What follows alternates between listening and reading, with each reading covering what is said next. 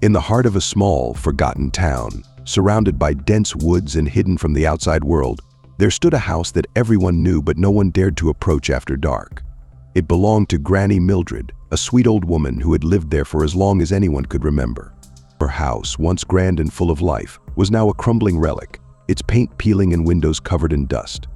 Yet, despite its eerie appearance, Granny Mildred was beloved by all.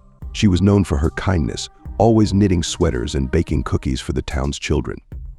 But behind her gentle smile and warm demeanor lay a secret that had haunted the town for generations, a secret that no one dared to speak of. One cold, stormy night, a young woman named Sarah, who had recently moved into town, decided to pay Granny Mildred a visit. She had heard so many wonderful stories about the old woman and thought it would be nice to check on her during the storm. As Sarah made her way down the deserted street, the wind howled through the trees, and the sky was heavy with dark clouds. The town was eerily silent, and the streetlights flickered, casting long, twisted shadows on the ground. The air was thick with tension, as if the town itself was holding its breath.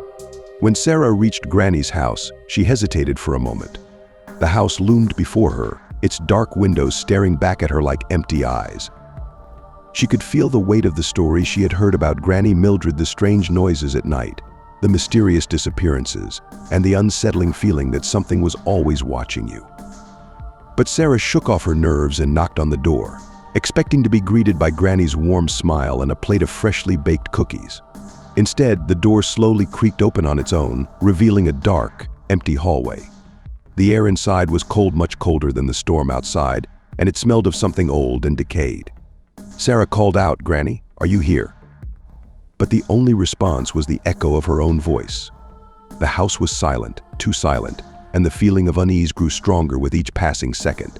Driven by a mix of concern and curiosity, Sarah stepped inside, her footsteps echoing on the wooden floorboards. The living room was just as she had imagined it, filled with old-fashioned furniture, doilies on every surface, and walls lined with portraits of stern-looking ancestors. But something was off. The room felt too still, as if it had been frozen in time. The fireplace, though laid with logs, was unlit, and the scent of something sweet baking in the oven lingered in the air. But there was no sign of Granny. As Sarah ventured further into the house, she noticed a door slightly ajar at the end of a dark hallway. A cold draft wafted up from below, carrying with it the faintest hint of something rotten. Her heart pounded in her chest as she approached the door. She had heard the townsfolk whisper about the basement, the strange noises that came from it at night, the sounds of crying, whispering, and sometimes the clinking of chains. But those were just stories, right? With trembling hands, Sarah pushed the door open and peered down the narrow staircase. The light from the hallway barely penetrated the darkness below, and from the depths of the basement, she could hear a faint, raspy whisper. It was Granny's voice, but it sounded different, fragile, almost desperate. "Help me," the voice whispered. "Please, help me." Sarah's mind raced as she descended the staircase, her every instinct telling her to turn back, to run out of the house and never return. But something deep inside her compelled her to keep going, to find out what was really going on. When she reached the bottom, she found herself in a large, dimly lit room filled with old, dusty furniture covered in white sheets. Cobwebs hung from the ceiling, and the walls were lined with shelves full of jars containing strange, unidentifiable substances. But it was what sat in the corner that made Sarah's blood run cold. There, in a rocking chair, was Granny Mildred.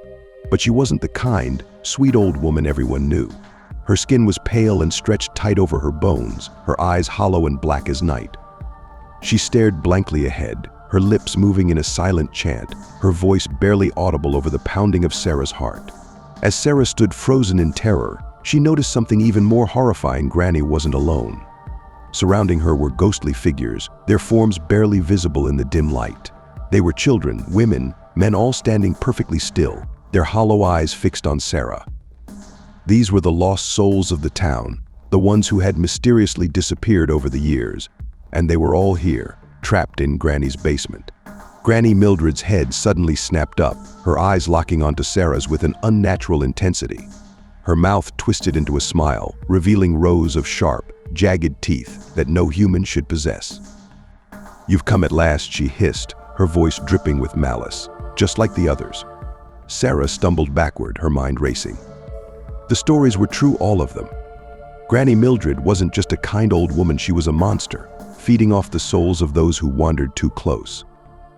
The ghostly figures around her were her victims, trapped in eternal torment, and now they were coming for her. As the spectral figures began to move toward her, their cold hands reaching out to drag her into the darkness, Sarah realized with a sinking dread that there was no escape. She tried to scream, but her voice was lost in the void.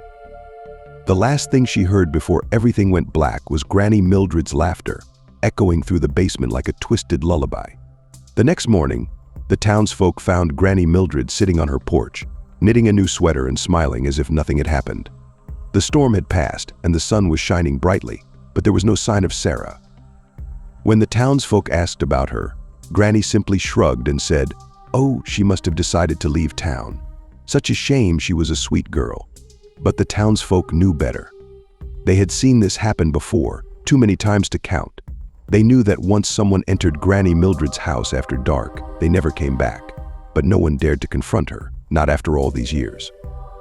They knew the truth, but it was a truth too terrible to face. And so Granny Mildred continued to live in her crumbling house, outliving generation after generation, her dark secret buried deep within the walls of her home.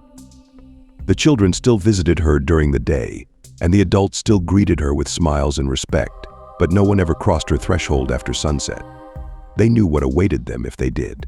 For Granny Mildred was no ordinary old woman, she was a keeper of souls, a creature that thrived on the life force of others, and she would continue to do so until there was no one left in the town to feed on. Her house, once full of warmth and life, was now a tomb, a place where the living and the dead coexisted in a twisted, macabre dance. And as long as she remained, her last secret would remain hidden, known only to those who had the misfortune to discover it too late. As the days turned into weeks, and weeks into months, the story of Granny Mildred faded into the background of the town's daily life. New families moved in, old ones moved out, and the town continued to live in the shadow of her presence.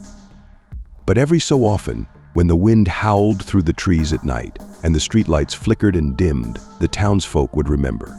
They would remember the stories, the whispers, and the warnings passed down from generation to generation. They would remember that in this town, there were things best left undisturbed, secrets best left buried. And somewhere in the dark, cold basement of that crumbling house, Granny Mildred would sit in her rocking chair, waiting for the next curious soul to wander too close, to step over the threshold of her home and into the darkness that awaited them. Waiting, with that same twisted smile on her face, for her next victim. So the next time you find yourself in a small town, surrounded by dense woods and shrouded in mystery, remember the story of Granny Mildred. Remember that not everything is as it seems, and that behind every sweet smile and kind gesture, there might be a secret too terrible to imagine. And whatever you do, don't go knocking on her door after dark, because once you step inside, you may never come out again.